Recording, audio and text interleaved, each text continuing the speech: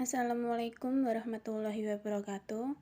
Perkenalkan, nama saya Afrilia Rizky Bening Ayuning Tias, NIM 215211215 dari kelas MBS 1F. Pada kesempatan kali ini, saya akan menjelaskan materi mengenai lembaga keuangan untuk memenuhi tugas UAS Dasar-Dasar Ekonomi Islam.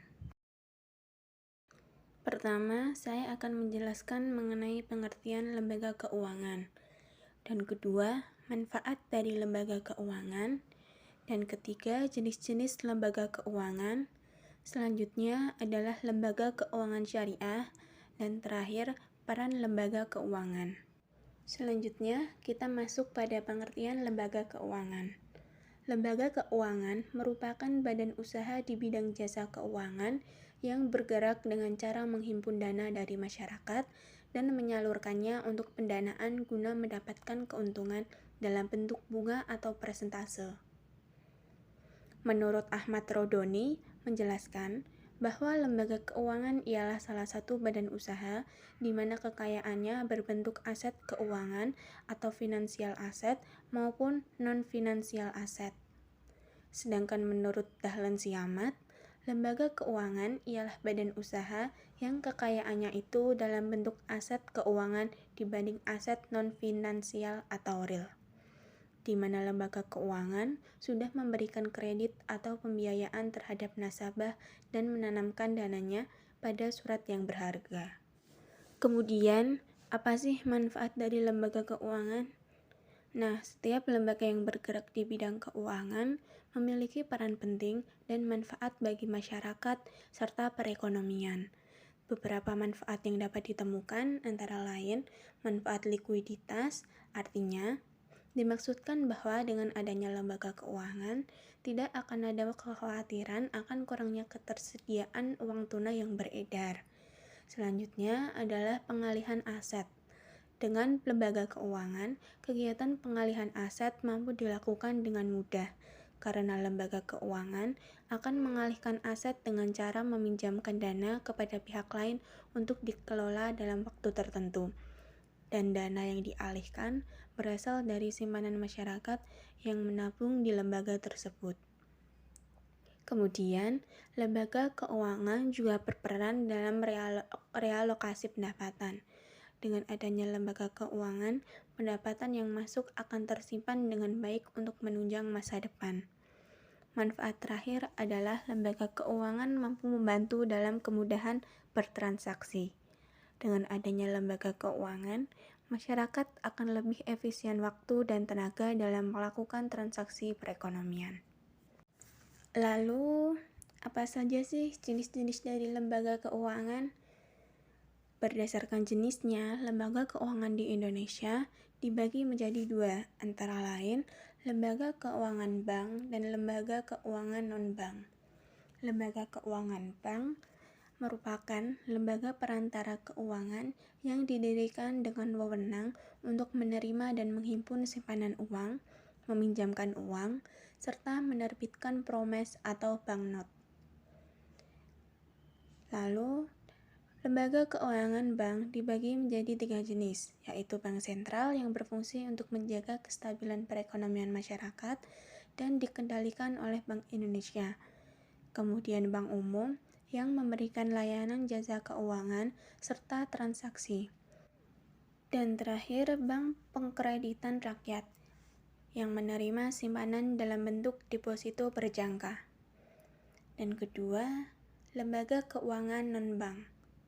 Menurut Undang-Undang Nomor 10 Tahun 1998, lembaga keuangan non-bank atau LKBB adalah badan usaha yang melaksanakan kegiatan pembiayaan, menggalang dana dengan mengeluarkan kertas berharga, dan mengarahkannya untuk membayar investasi perusahaan. Lembaga keuangan non-bank didirikan pada tahun 1973 atas dasar Keputusan Menteri Keuangan Nomor 38 Tahun 1972 yang menerbitkan bahwa lembaga ini dapat melakukan upaya sebagai berikut.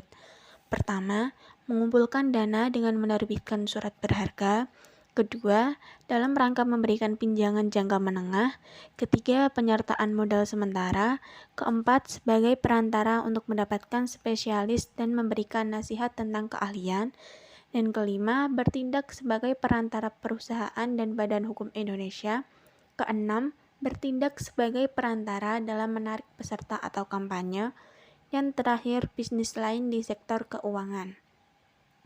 Dari beberapa tujuan yang dilakukan oleh lembaga keuangan non-bank, lembaga keuangan non-bank juga memiliki jenis, yaitu pasar modal, pasar uang, pasar valuta asing, pegadaian, leasing, koperasi simpan pinjam, perusahaan asing, anjak piutang, modal ventura, dana pensiun, dan kartu kredit.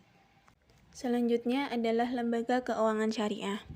Bank syariah menjadi sebuah lembaga keuangan intermediasi antara unit defisit dengan unit surplus atau menawarkan jasa simpan pinjam, asuransi, dan penyediaan mekanisme pembayaran dengan berlandaskan pada prinsip syariah Islam.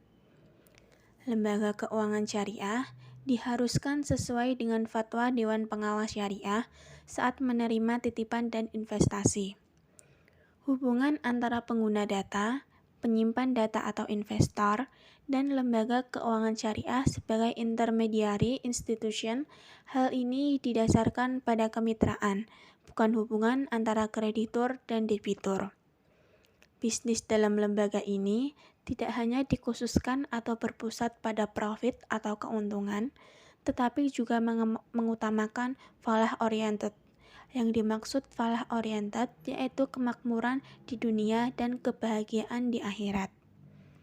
Konsep yang dijalankan lembaga keuangan syariah dalam bertransaksi didasarkan pada kemitraan, sistem bagi hasil dan jual beli, atau sewa-menyewa untuk transaksi komersial dan pinjam-meminjam atau kredit, bertujuan untuk merugikan transaksi sosial.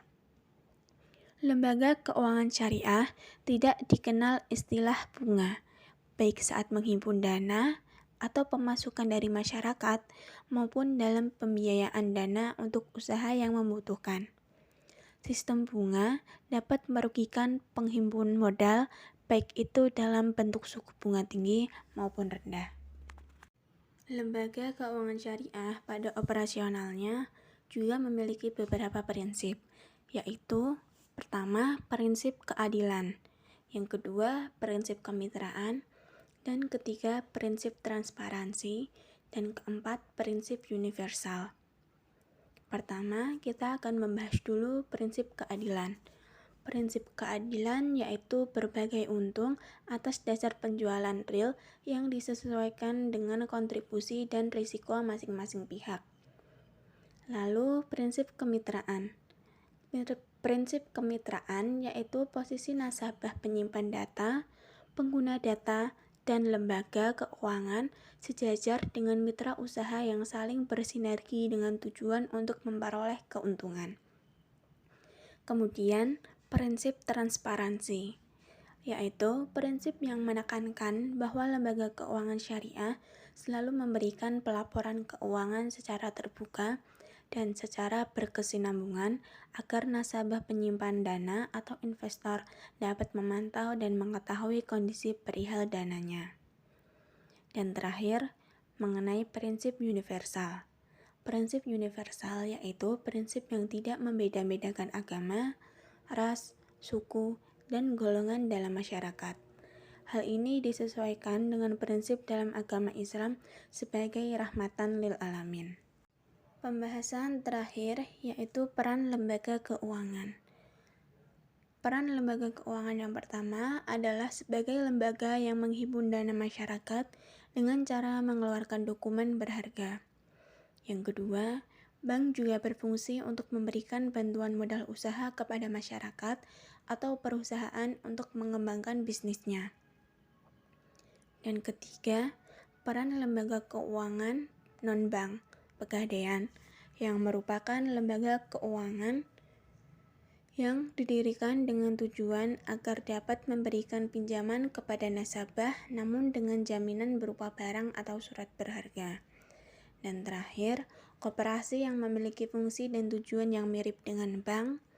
Koperasi memberikan jasa simpan pinjam kepada anggotanya dengan bunga yang relatif rendah sehingga membebaskan masyarakat dari rentenir dan dapat mengelola uang secara lebih produktif. Referensi yang saya gunakan dalam pembahasan kali ini, saya ambil dari sumber yang akurat. Sekian pembahasan dari saya mengenai lembaga keuangan. Atas kurang dan lebihnya, saya mohon maaf. Wassalamualaikum warahmatullahi wabarakatuh.